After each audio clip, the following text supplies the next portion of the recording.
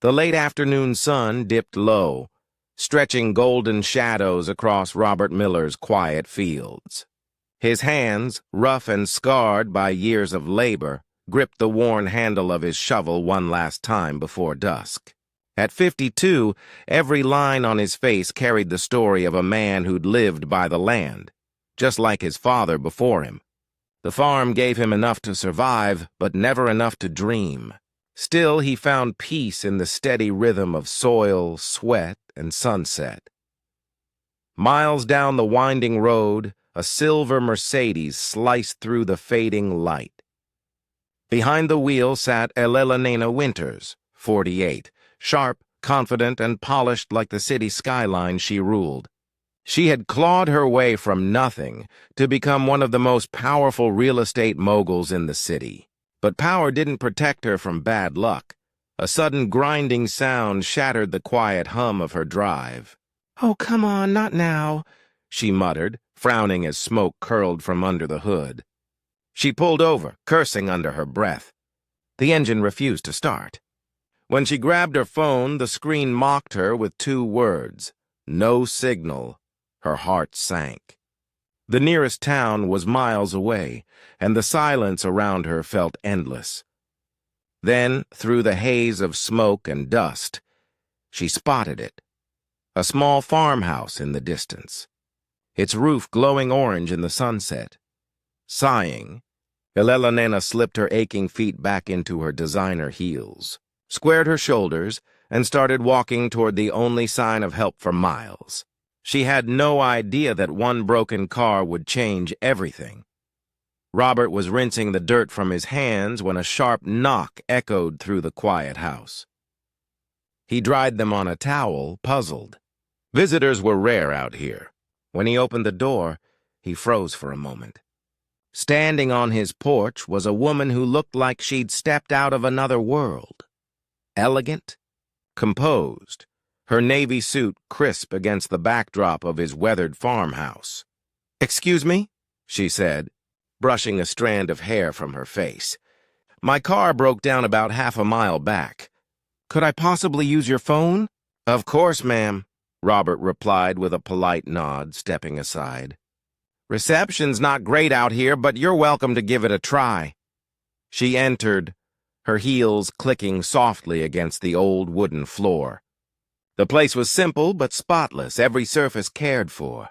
As she made a few calls, first to her assistant, then to a towing company that couldn't come until morning, Robert quietly filled the kettle and set 2 mugs on the table. "Seems you're stuck till tomorrow," he said, offering her a steaming cup. "I can drive you to the motel in town if you'd like." "That's very kind of you," Elena replied, taken aback by his gentle tone. "I hate to trouble you more, but could I see your farm before we go? I don't often get to experience country life." Robert hesitated, then smiled faintly. "Not much to see, but you're welcome to take a look." As the sun dipped lower, he led her through the fading light, past the cornfields, the old fences, and the orchard his father had planted decades ago. Finally, they reached the barn, its red paint cracked and peeling from years of storms and summers. "This old barn's been here since my grandfather's time," Robert said, sliding open the heavy wooden door. Elena stepped inside. Dust motes floated through the slanted rays of the setting sun, painting the air in gold. She drew a quiet breath, her expression softening as if she'd just stepped into a memory she didn't know she had. Sunlight streamed through the gaps in the barn's old wooden walls, spilling across the floor in golden beams. Dust floated like tiny stars in the glow. But it wasn't the light that stopped Elena in her tracks. It was what lay inside. Rows of handcrafted furniture filled the space. Tables etched with intricate patterns. Chairs shaped with elegant curves. Cabinets so finely detailed they looked like art. She stepped closer, her voice soft with awe. "Did you make these?" Robert hesitated, his rough hands tightening at his sides. No one had ever seen his work, not in years. This was his secret refuge, his quiet escape after long days in the fields. "Yeah," he said finally, his tone humble. "Just a hobby." Elena turned to him, her eyes studying his face as though seeing him for the first time. He wasn't just a farmer. He was an artist who'd poured his heart into wood and silence. Robert, watching her fingers trace the carved edges of a cherry wood table, felt something stir inside him, a warmth he hadn't felt in years. That evening, they shared a simple dinner at his worn wooden table. The conversation flowed easily, like two worlds cautiously meeting in the middle. Elena spoke of her endless business battles, of success that never filled the quiet. Robert spoke of life bound to the soil, of dreams he'd tucked away because survival always came first.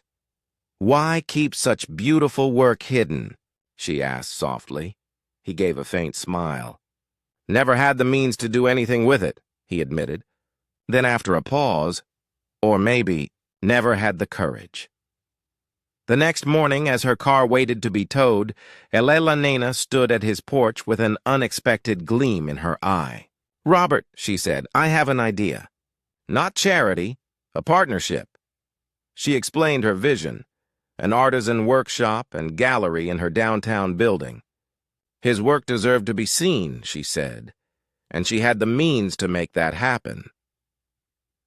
3 months later, Robert stood beside Elena at the grand opening of Miller Craft Works. The same pieces that once gathered dust in an old barn now glowed under elegant lights, surrounded by people who admired every curve and carving. As the crowd drifted between the displays, Robert and Elena stood side by side, quietly taking it all in. The soft glow of the gallery lights shimmered against the polished wood, every piece telling its own story, of patience, of hope, of hands that never stopped creating even when no one was watching. Without thinking, their hands found each other's. Neither spoke, but the touch said everything words couldn't. In that moment, the distance between their two worlds, his humble fields and her towering city, simply disappeared. What had started with a broken-down car on a lonely country road had led them both somewhere neither expected. His hidden gift had finally found its place in the world, and her relentless success had finally found meaning beyond profit and ambition. Robert glanced at her, a faint smile tugging at his lips. "Funny," he murmured, "how life takes the longest road to get you where you're meant to be." Elena squeezed his hand, her eyes warm with quiet understanding, and as they stood there, surrounded by the hum of admiration and the scent of polished wood, Robert realized something simple but profound. Sometimes, the most meaningful journeys begin with the most unexpected detours.